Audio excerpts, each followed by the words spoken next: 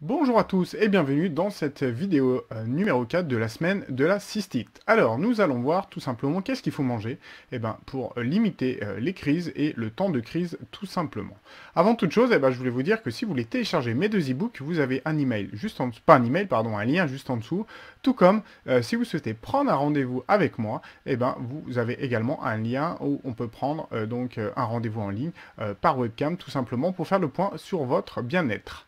Bonjour à tous, je suis Cédric MyDiet, diététicien nutritionniste et expert en bien-être depuis plus de 10 ans. Alors, toute la semaine, on a vu effectivement la cystite, qui est la principale des infections urinaires chez la femme, causée principalement également par Escherichia coli. Alors aujourd'hui, nous allons voir plutôt qu'est-ce qu'il faut manger en fait pour vraiment booster son immunité et limiter en fait les apparitions, tout simplement, de l'infection urinaire. Alors dans un premier temps, au même titre que les compléments alimentaires, il faut baisser son acidité. Et effectivement, dans le cadre de manière globale de toutes les infections, il faut, dès que vous allez baisser votre acidité, votre système immunitaire va mieux fonctionner et tout comme les métabolismes généraux vont tout fonctionner également. Un exemple tout bête, c'est je pense que vous avez déjà eu des courbatures. Et qu'est-ce qui se passe quand vous avez des courbatures? C'est un excès d'acidité dans le muscle. Et les jours d'après, c'est très difficile de bouger les bras, enfin les muscles, pardon, les jambes, les membres, tout simplement, parce que c'est gavé d'acide. Et en fait, pour tous les autres organes, c'est exactement pareil. Alors bien évidemment, les aliments par excellence pour baisser l'acidité, c'est les fruits et légumes. Moi, j'en conseille vraiment à tous les repas, quelle que soit leur forme. C'est la meilleure solution pour lutter contre l'acidité. Ça abaisse énormément l'acidité. Et en plus de ça, ça contient de la vitamine C naturelle. La vitamine C naturelle, en fait, est un booster vraiment de l'immunité. Et c'est pas un mythe que quand on en prend des bonnes quantités, notamment quand on est malade, ça favorise vraiment, ça stimule votre corps à la bonne défense, tout simplement. Boire bien évidemment de l'eau, vous avez compris que en fait, le germe se fixe sur les parois et dès qu'on boit beaucoup, on va entraîner un flux qui favorisera l'élimination des germes notamment. Après, si vous voulez aller un peu plus loin, vous pouvez alterner ou prendre que l'une ou l'autre des tisanes drainantes.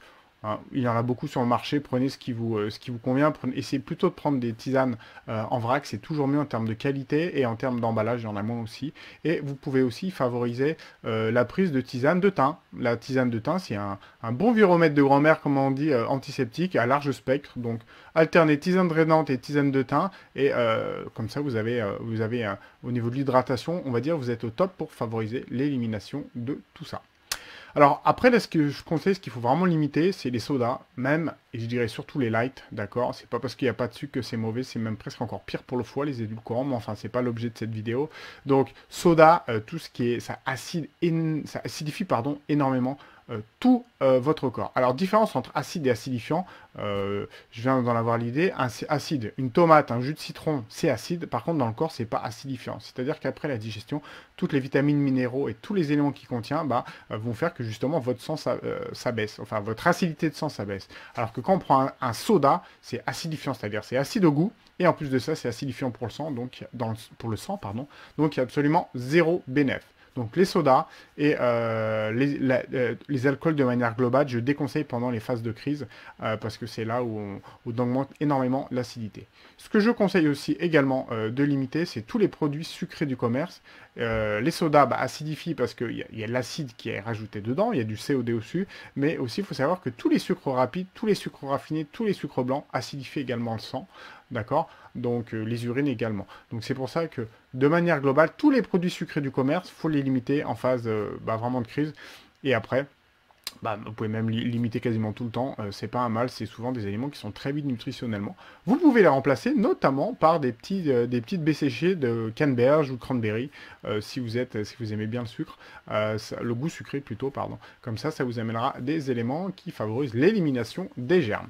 Et le dernier point, voilà, grosso modo, les 5 points pardon, que je donne, le dernier point, c'est on limite la viande, le poisson, les fromages secs, et de manière globale, tous les produits gras et ultra transformés du commerce, quand vous achetez des plats tout faits, souvent il y a du mauvais gras, il y a du mauvais sucre, et ceci en fait acidifie encore le sang. Et vous avez compris maintenant que quand on acidifie le sang, on entrave tout simplement le bon fonctionnement de son immunité.